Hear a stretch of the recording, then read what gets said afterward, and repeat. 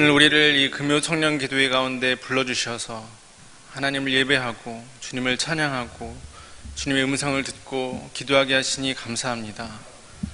오늘 우리 이 시간 가운데, 이 장소 가운데, 우리 가운데 운행하시는 성령 하나님을 우리가 보게 하시고 듣게 하시고 경험하게 하셔서 우리 삶 가운데 주님의 운행하심이 가득함을 깨닫게 하시고 그 주님으로 인하여서 날마다 기뻐하며 날마다 순종하며 날마다 평안한 그 기쁨을 누릴 수 있도록 주님 우리 가운데 함께하여 주시옵소서.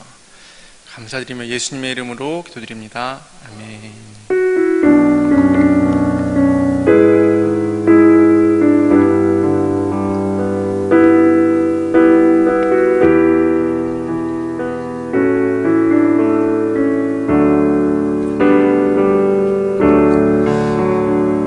말씀 함께 보도록 하겠습니다. 우리 함께 볼 말씀은 창세기 1장 1절부터 2절까지 2절 말씀입니다. 창세기 1장 1절 2절 말씀 우리 함께 한 목소리로 합독하도록 하겠습니다. 함께 읽겠습니다. 시작. 태초에 하나님이 천지를 창조하시니라. 땅이 혼돈하고 공허하며 흑암이 깊음 위에 있고 하나님의 영은 수면 위에 운행하시니라. 아멘. 운행하시는 성령님이라는 말씀으로 제목으로 말씀을 전하겠습니다. 우리 한번 같이 제목을 한번 따라해 봤으면 좋겠습니다. 운행하시는 성령님. 한번 내보겠습니다. 운행하시는 성령님. 네. 얼마 전에 제가 한 영상을 보게 되었는데요. 그 영상에 인지심리학자라는 그 김경일 교수가 한 가지 질문을 던졌습니다. 그 질문이 뭐냐면, 여러분 혹시 인간이 제일 싫어하는 것이 무엇인지 아십니까? 이 질문이었습니다. 저는 이 질문에 한 번에 대답했습니다. 그리고 정답을 맞췄습니다. 여러분은 성도님들은 인간이 가장 싫어하는 것이 무엇이라고 생각하십니까? 인간이 가장 싫어하는 것이 무엇인지 알면 사람들의 행동이나 생각을 예측할 수 있고, 왜 그런 말을 하는지, 왜 그런 행동을 하는지, 왜 그런 판단과 왜 그런 선택을 했는지 추측해 볼 수 있습니다. 인간이 제일 싫어하는 것이 무엇일까요? 인간이 제일 싫어하는 것은 불안입니다. 슬픔도 싫죠, 공포도 싫죠, 분노도 싫죠, 지루함도 싫습니다. 다 싫지만, 그런데 이 모든 것들 중에서 인간이 제일 싫어하는 것이 불안입니다. 혹시 왜인지 아시나요? 불안한 상태에서는 그 불안한 상태 이후에 이후에 느끼게 되는 어떠한 나쁜 감정도 2배, 3배, 심지어는 10배까지 커지게 된다라고 합니다. 이거는 제 말이 아니고 이 심리학자와 연구팀들이 연구한 그 결과입니다. 아주 쉽게 말씀드리면 이런 겁니다. 왜 옛말에 매도 먼저 맞는 게 낫다 이런 말이 있잖아요. 왜 매도 나중에 맞는 것보다 먼저 맞는 게 낫다고 할까요? 생각해보면 뒤로 갈수록 매를 때리는 선생님의 힘이 빠지게 되니까 뒤에 맞는 게 덜 아프기 때문에 뒤에 맞는 게 더 날 수도 있는데, 왜 매를 먼저 맞는 게 더 낫다고 할까요? 우리 성도님들 학창시절에 그런 경험이 있으신지 모르겠습니다. 학교에서 수업 시간에 선생님이 숙제 안 한 사람 나와 하면은 막 열댓 명이 우르르르 몰려 나와서 이제 칠판을 잡고 이렇게 엎드려 뻗쳐를 하잖아요. 일렬로 이렇게 엉덩이를 딱 대고 있으면 선생님이 매타작을 하기 시작합니다. 심하면은 막 무서운 선생님들은 10대씩 때리고 그러는데, 10명한테 10대씩 때리면은 100대가 됩니다. 100대를 때린다는 것도 선생님 입장에서 보면 굉장히 부담되는 일이에요. 길거리에 보면은 왜 야구장 있잖아요. 공 던져주는 기계, 그걸 피칭머신이라고 하는데, 피칭머신이 공을 이렇게 던져주면은 타석에 서가지고 이 야구 방망이를 휘두르는 그런 게임입니다. 그런데 이 게임이 보통 1,000원을 넣으면 한 20번 정도 휘두를 수 있게 해주거든요. 그런데 그 20번 야구 방망이를 휘두르는 것도 그 다음날 몸이 뻐근해집니다. 그만큼 무리가 되는 거죠. 아무리 학생을 사랑하는 마음으로 때리는 그 선생님의 사랑의 매라도 한 사람당 10대씩 100대를 때리면 뒤로 갈수록 힘이 빠지는 게 물리학적으로나 생체역학적으로나 아주 당연합니다. 그런데 이상하게도 먼저 맞는 애들은 딱 10대 딱 맞고 딱 들어갔는데 마지막 끄트머리에 맞는 애는 맞기 전부터 막 벌써 반 초죽음이 되어 있습니다. 맨 마지막에 매를 맞는 애는 막 비명을 지르면서 가장 아파하고 거의 막 쓰러집니다. 왜 그럴까요? 선생님의 힘이 뒤로 갈수록 빠지는 것은 맞지만 심리학적으로 보면 맨 마지막에 매를 맞는 애는 자기 차례가 오기까지 막 타작 소리도 듣게 되고 애들의 비명 소리도 듣게 되고 매가 웅웅 하고 휘둘리는 소리를 듣게 되면서 불안과 공포와 그 스트레스 때문에 이미 심리적으로 실신한 상태가 이르기 때문에, 그래서 사실 첫 번째 맞는 애보다 더 살살 맞았음에도 불구하고 더 큰 충격으로 오게 되는 거죠. 아마 매를 때리는 선생님들은 매를 때릴 때마다 생각했을 겁니다. 이상하다. 나는 힘이 점점 더 빠져가는데 왜 애들은 뒤로 갈수록 점점 더 아파할까? 불안하기 때문입니다. 이 불안 뒤에 오는 충격은 엄청나게 크게 증폭되기 때문입니다. 그래서 인간은 불안한 것을 굉장히 싫어합니다. 그런데 그 불안을 더 크게 확대하는 게 있는데요. 그게 뭐냐면 불확실과 모호할 때입니다. 그래서 우리가 공포영화라는 걸 보면 굉장히 무섭잖아요. 귀신이나 범인이 언제 어디서 어떻게 나타날지 불확실하고 모호하기 때문에 공포영화가 굉장히 무서운 거죠.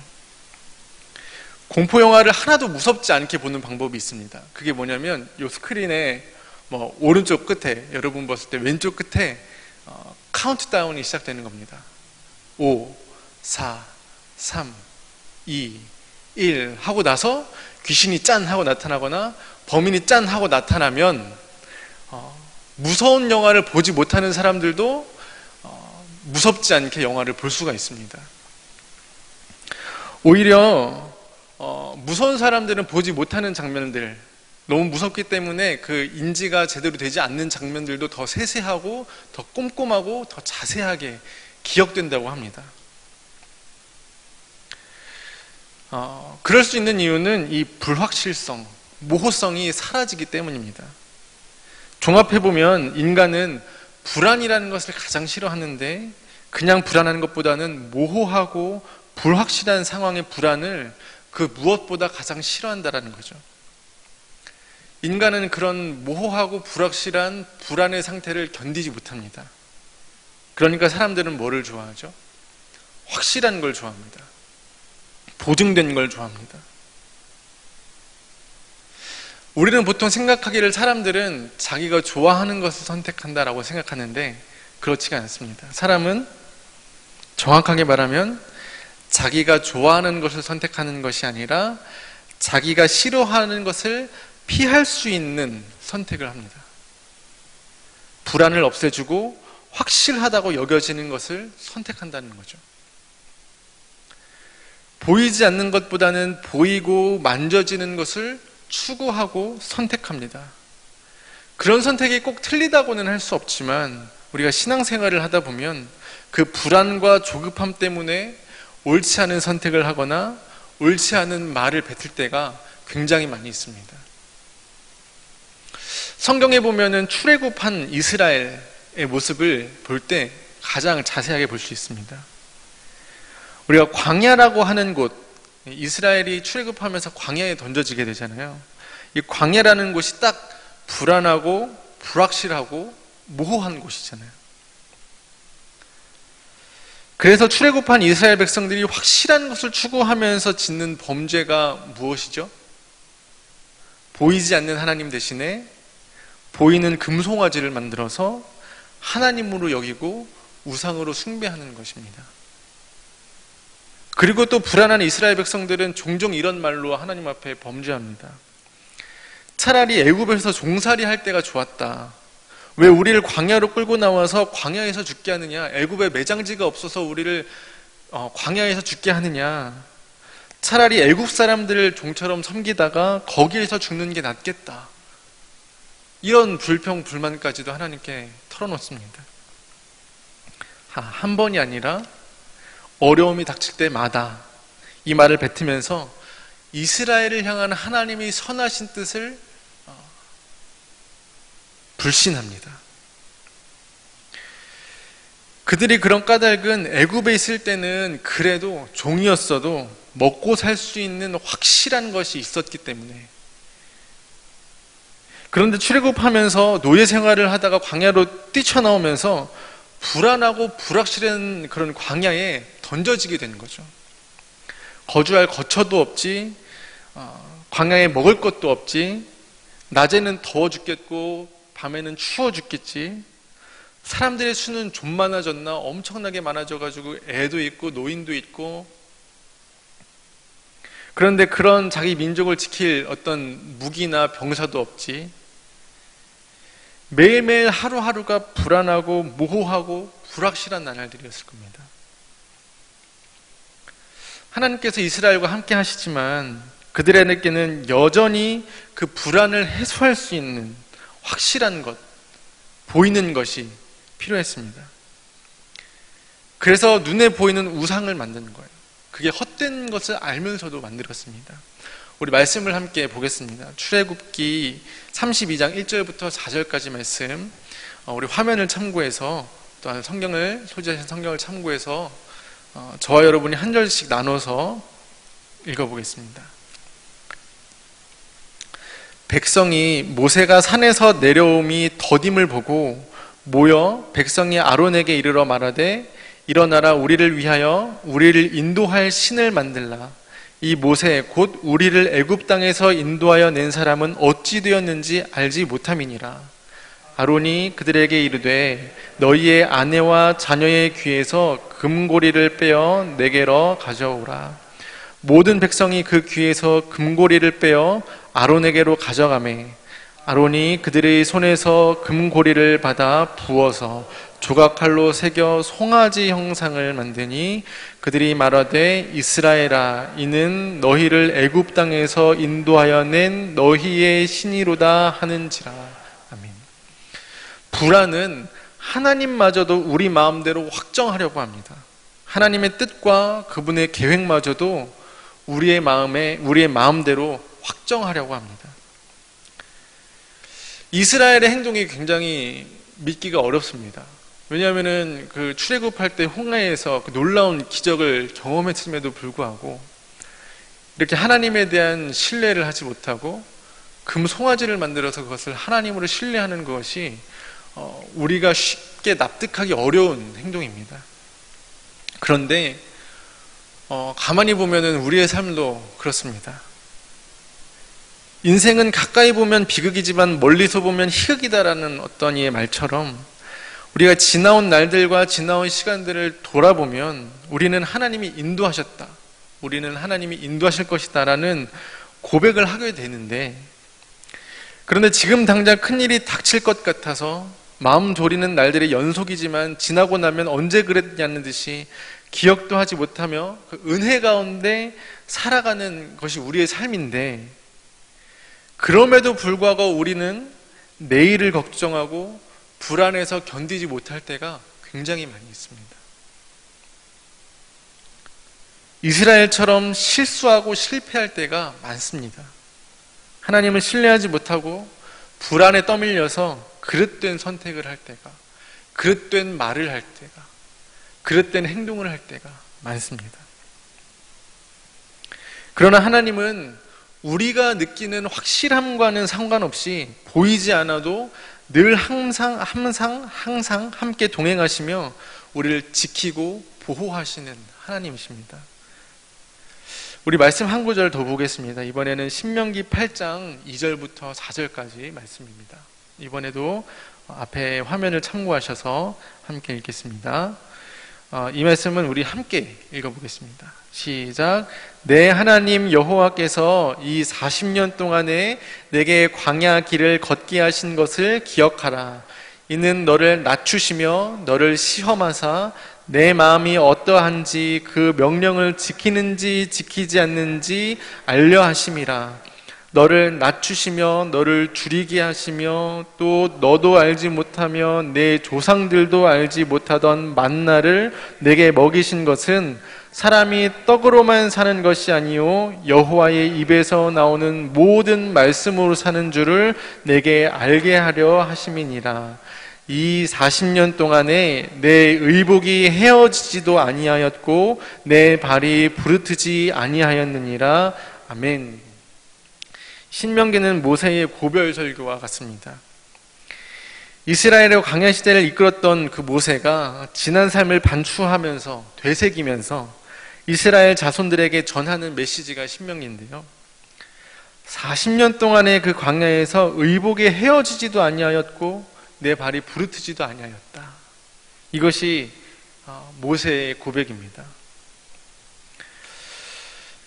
이스라엘은 늘 불안했고 이스라엘은 그래서 늘 하나님을 떠났고 이스라엘은 늘 그래서 하나님께 모진만을 뱉었지만 하나님은 이스라엘을 그 광야에서 단 하루도 홀로 두신 적이 없습니다. 이스라엘은 그 사실을 늘 경험하면서도 늘 불안해하고 늘 불신하고 늘 다른 방법과 다른 길과 다른 신을 찾았습니다. 광야의 시대가 끝나고 나서도 가나안에 들어가서도 늘 이방신과 이방 국가에게 빨리 달려갔습니다. 그 모습이 사실 매일 불안해하는 우리와 별반 다를 것이 없습니다.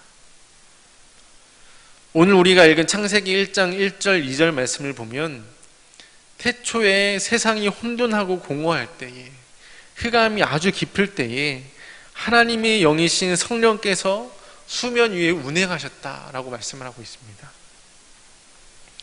이 하나님의 영이신 성령님께서는 삼위일체 하나님의 한 인격체로서 성부 하나님, 성자 예수님과 함께 천지창조에 동참하셨습니다. 그 성령 하나님께서 창조 이전에 무질서하고 아무것도 없고 어둠이 깊은 상황에 나타나 그 위를 운행하셨습니다. 이 운행하셨다라는 운행하시니라라는 단어는 히브리어로 라하프라는 단어입니다. 이 단어는 어떤 이미지를 형상화하는데요. 마치 새가 자기 둥지 위에서 날개를 퍼드덕거리는 너풀거리는 그런 모습을 표현하는 단어입니다. 그리고 또 이 단어는 마치 새가 자기 자식이나 자기의 알을 부화시키기 위해서 날개로 품는 모양을 나타내기도 합니다. 성령 하나님께서 그 흑암과 혼돈과 깊은 어둠 속에서 운행하셨다라는 말은 단순히 혼돈과 공허와 그 깊은 흑암과 상관없이 그 위에를 비행하셨다라는 의미가 아닙니다. 운행하셨다. 새가 자기 새끼를 품는 어미처럼 그 등지 위를 너풀거리며 보호하는 어미새처럼 그렇게 세상을 계획하고 기대하고 애정을 품고 계셨다라는 것이 이 운행하셨다라는 단어입니다. 그리고 하나님께서는 때가 되었을 때, 그분의 때가 되었을 때 천지를 창조하셨습니다. 해와 달과 별을 지으시고 땅과 바다를 지으시고 그 위에 모든 생물들을 만드셨습니다. 하나님의 성품대로 하나님의 뜻대로 하나님이 왕이신 세상을 마침내 창조하셨습니다. 여러분 창세기의 저자가 누군지 알고 계신가요? 답이 아주 빠르게 나오는데요. 창세기의 원 저자는 하나님이시지만 하나님께서 모세를 통해서 창세기의 말씀을 주셨다라고 우리는 믿습니다. 그렇다면 이 창세기 말씀은 언제 쓰여졌는가 가만히 생각해 보면 모세를 통해서 출애굽한 이스라엘에게 하신 말씀이다 라는 것을 우리는 알 수 있습니다. 정확하게 언제 이 말씀을 주셨는지는 알 수 없지만 어쨌든 내일의 불확실함 때문에 불안해하는 이스라엘에게 주신 말씀이다라는 것은 확실합니다. 광야, 그 혼돈과 공허와 무질서한 시간과 공간 속에서 불안해하는 이스라엘에게 하나님께서 이스라엘을 향한 자기의 마음을 이 운행하시니라 라고 표현하신 것입니다. 내가 마치 새가 둥지 위에서 너풀거리면서 날듯이 너희와 항상 함께 할 것이고, 새가 자기의 새끼를 보듬어 안듯이 내가 너희를 내 품으로, 내 날개 아래로 안고 있다, 보호하고 있다. 불안해하지 마라, 두려워하지 말고 놀라지 말아라. 내가 너와 함께 한다. 내가 너희와 함께 너희 위에 운행하고 있다. 이런 메시지를 이스라엘에게 하나님께서는 이 창세기를 통해서 전달하시는 겁니다. 이스라엘이 종살이하던 그 애굽 땅에는 온갖 다양한 신들이 있었습니다.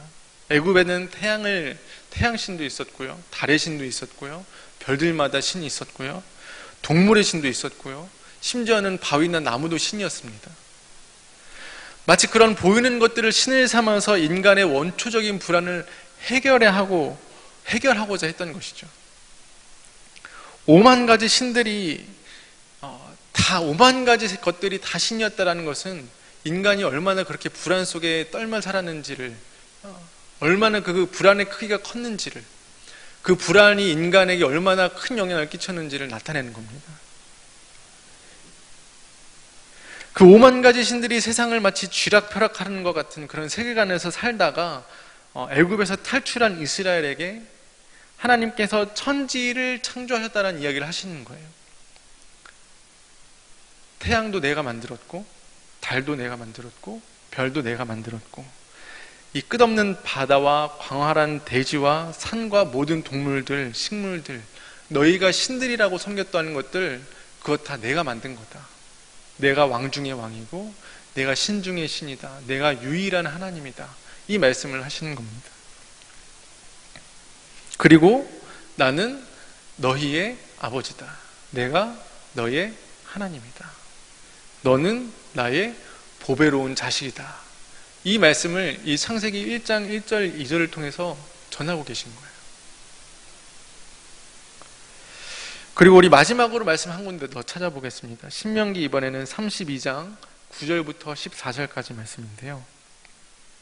신명기 32장 9절부터 14절까지 말씀. 이번엔 조금 길기 때문에 한 절씩 한번 잘 내용을 보면서 교독하겠습니다. 제가 먼저 읽겠습니다. 여호와의 분깃은 자기 백성이라. 야곱은 그가 택하신 기업이로다. 여호와께서 그를 황무지에서 짐승이 부르짖는 광야에서 만나시고 호위하시며 보호하시며 자기의 눈동자같이 지키셨도다. 마치 독수리가 자기의 보금자리를 어지럽게 하며 자기 새끼 위에 너풀거리며 그의 날개를 펴서 새끼를 받으며 그의 날개 위에 그것을 엎는 것 같이 여호와께서 홀로 그를 인도하셨고 그와 함께한 다른 신이 없었도다. 여호와께서 그가 땅의 높은 곳을 타고 다니게 하시며 밭의 소산을 먹게 하시며 반석에서 꿀을, 굳은 반석에서 기름을 빨게 하시며 소의 엉긴 젖과 양의 젖과 어린 양의 기름과 바산에서 난 숫양과 염소와 지극히 아름다운 밀을 먹이시며 또 포도즙의 붉은 술을 마시게 하셨도다. 아멘. 방금 읽었던 말씀 중에 11절을 보면 그 운행하시다라는 말씀 속에 나타나 있는 그림이 그려져 있습니다. 마치 독수리가 자기 보금자리를 어지럽게 하며 자기 새끼 위에서 너풀거리며 그 날개를 펴서 새끼를 받으며 그 날개 위에서 그것을 엎는 것 같이, 이게 그 창세기 1장 1절 2절에 나타난 운행하시다라는 단어를 이렇게 풀어놓은 것입니다. 그리고 하나님께서는 말씀하시는데 여호와의 분깃은 자기 백성이다, 이렇게 말씀하십니다. 마치 태초에 성령 하나님께서 그 흑암과 무질서와 혼돈과 그 깊은 어둠 속에서 그 위를 운행하셨던 것 같이 여전히 그 광야에 있는 이스라엘 위에도 운행하고 계시다라는 말씀이 방금 저희가 같이 읽은 말씀입니다. 라합으로 운행하심으로 단순히 비행하시는 것이 아니라 주도적으로 운행하시는 성령 하나님이 우리와 함께 하신다. 하나님을 신뢰하는 하나님의 백성들, 바로 저와 여러분이 하나님의 분깃입니다. 하나님께서 자기 백성을 인도하고 지키십니다. 여러분의 오늘을 불안하게 하고 두렵게 하는 것이 무엇입니까? 여러분이 확실하다고 생각하는, 여러분이 붙잡는 그것이 정말 여러분에게 확실함을 줍니까? 우리가 지금 당하고 있는 이 코로나로 인해서 드러나고 있는 것이 혹시 그런 의미 아닐까요? 이 세상에 확실한 것은 없다. 우리가 확실하게 여기는 그것도 확실하지 않다. 우리의 생각과 우리의 방법과 우리의 계획은 내가 확실하다고 생각하는 것이 확실하지 않다. 그래서 이사야 선지자는 이렇게 말합니다. 이사야서 26장 4절에서 영원히 여호와를 신뢰하라. 여호와 그분만이 영원한 바위시기 때문이다. 보이지 않지만 우리 가운데, 저와 여러분 가운데, 여러분의 삶 가운데 늘 운행하시고 보듬어 안으시며 그 날개 아래 감싸시며 운행하시는 성령님이 계시다. 그분이 여러분의 하나님이다.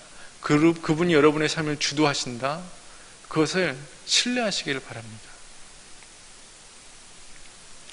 우리 오늘 함께 기도할 때 그런 여러분의 불안을, 여러분의 마음을 사로잡고 있는 바로 그것을 주님 앞에 고백하면서, 쏟아놓으면서 오직 하나님이 우리의 주인 되셔서 우리를 운행하시기를 바라면서 그렇게 기도하시기를 저 또한 기도하겠습니다. 그렇게 기도할 때 세상이 줄 수 없는, 세상에 존재하지 않는 그 평안이 여러분 가운데 충만하게 될 것입니다. 기도하겠습니다. 창조부터 지금까지 우리 가운데 운행하시는 성령 하나님, 우리의 삶에 닥친 여러 가지 문제와 우리의 존재적인 연약함으로 불안과 두려움이 가득한 날들입니다. 하지만 주님, 믿음의 눈을 들어서 하나님을 보게 해주십시오. 오직 영원한 바위이신 여호와 하나님만 영원히 신뢰하게 해주십시오. 감사드리며 예수님의 이름으로 기도드립니다. 아멘.